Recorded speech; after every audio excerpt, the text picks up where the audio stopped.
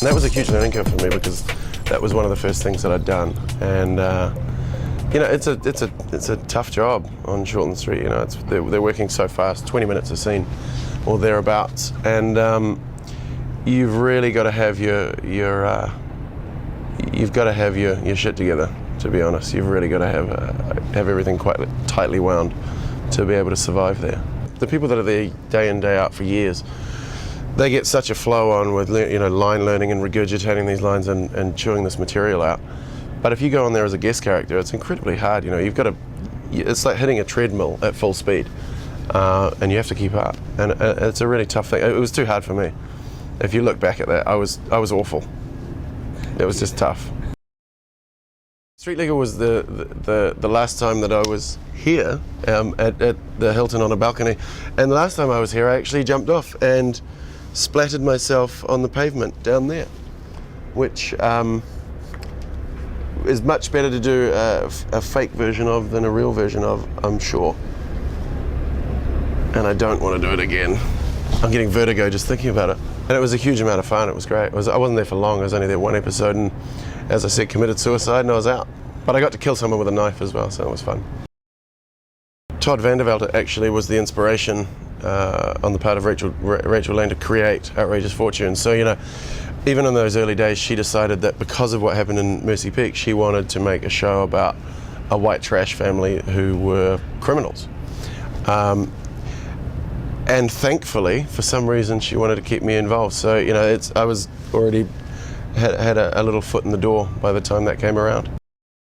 For me, the director is, they've got the God's eye view of what the character is and where the character can go within the script. So they set parameters there and there, and I want them to be in control because it takes responsibility off me. I don't want to be responsible for my performance. I want them to take responsibility so that I'm free to not think about it and just pinball and go wherever the scene sort of takes me. Whereas if the director's not forceful and they don't make a real imprint creatively, then that leaves it up to me to make decisions, and I don't want to do that. I just want to be in the moment. We had a couple of scenes where I didn't have any dialogue with him, but we ended up chatting and talking in between takes, and it's just mind-blowing. They work at such an incredibly high level. So just sitting and watching him day in, day out for 3 weeks on World's Fastest Indian, of course, he's the best person I've been around, acting-wise. He's got a fantastic laid-back way of working. He doesn't get stressed. He gets creative about problem-solving if something comes up. So it was, I mean, you're working with people at the top of their game and at the top of the heap, so it's really nice to be around that. Paul Allen, the All Black, the ex-All Black, he came in and helped create this rugby team so that when we were doing the rugby sequences, which actually, you know, were fantastic, the sequences on the park were actually probably one of the best things I think about that whole film. They really did a good job with that. It was horrible to shoot because it was middle of winter and it was -1 one night, and there was hamstrings and joints and all sorts going. You could just hear hamstrings clapping and going all over the place.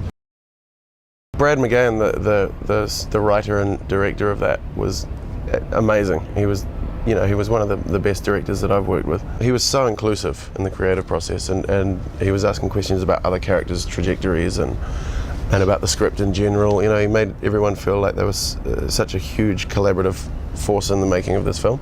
So, I mean, I learned so much from the short time. I think I only had 7 days on set on that, but it was great, and a really dirty, horrible character as well that's perving on his stepdaughter in the toilet, and just awful. It wasn't nice, but you know, some of the most enjoyable characters to play are the dirty, horrible, dodgy ones, because I'm not particularly dirty and dodgy and horrible, so you know, you get to look into someone else's world in a totally different way of being for a while, safely, you know. The only things that had the twin roles played by one character in them were films. So no one had done anything on an ongoing basis, you know, where you had one person that was basically being milked heavily during the week of all their juice. The audition was basically, I tried to create two characters that were really, really different, but still not really knowing what I was doing and what they were looking for. And I remember going to the recall audition, and Mike Smith, who was the producer in the first series, he was at the recall auditions, and him sitting there watching a monitor and going, "Oh, you did a great job, but oh no, don't worry, it's not for you to worry about." And I went, "What? What's the problem?" And he goes, "Well, it's your age. You know, you're too old. But that's not your problem. That's not your fault." And I was, "No, you're right. I can't do much about that." So they got over that anyway, and then decided, "This is my ride. They'll keep circling until they see a window land. It's a float plane coming down." They got over the age thing and decided that, you know, I was the person for the job, which is fantastic, because at the same time I just landed a part on Number 2, Toa Fraser's film, and you know, my idea at the time of a film part, I really wanted to do that, and I didn't want to have to make a choice between Outrageous Fortune and the film. So thankfully they made both work, and I got to do both, and then it's actually turned out that, you know, Outrageous Fortune's been really good to me. In the first season, I remember Di Ensor, who was one of the makeup ladies, saying, "I think this show is going to be really successful." This was like after 2 months of the shoot had gone by. And that was the first. That was the first time that I'd ever really thought about, is this going to be any good? Is this going to be bad? Because I've been so focused on what we were doing, and just trying to make these characters separate and trying to figure out, you know, the technical process around being two people, especially if they were in the same scene.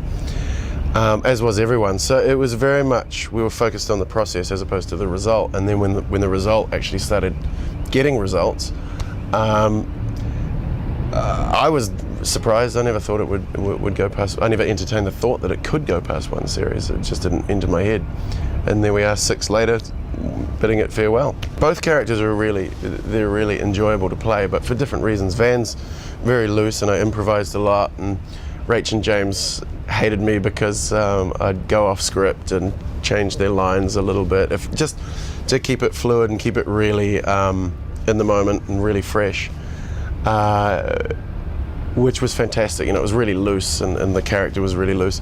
Whereas Jethro's a lot straighter and a lot more compacted in a way, and a lot more self-contained, and a lot more articulate. So I had to do a lot more work in learning lines and being more word perfect. A lot of people don't even make intelligible noises. It's just some kind of "Hey!" and what was that? And then it changed to, at some point it changed to a lot of Jethro, and over the last few years I'm getting more Ant, like my name. So I think as the show's got more well known, people have they fell in love with Van, and then it spread. I think a lot of people come out of it and go, it really makes them appreciate what they've got and not take what they've got for granted. It was pretty heavy going. It was a 5-week shoot, so that was very quick and very physically demanding, and emotionally as well. You know, it's pretty dark territory to sit in for a number of months. So yeah, it was pretty tough. It's a great little story, and it's not your average war story where, you know, the men go away and what do the women do, which, you know, there's been a number of stories like that about New Zealand. This is a much lighter take on something, just a little story that happened within New Zealand around that time.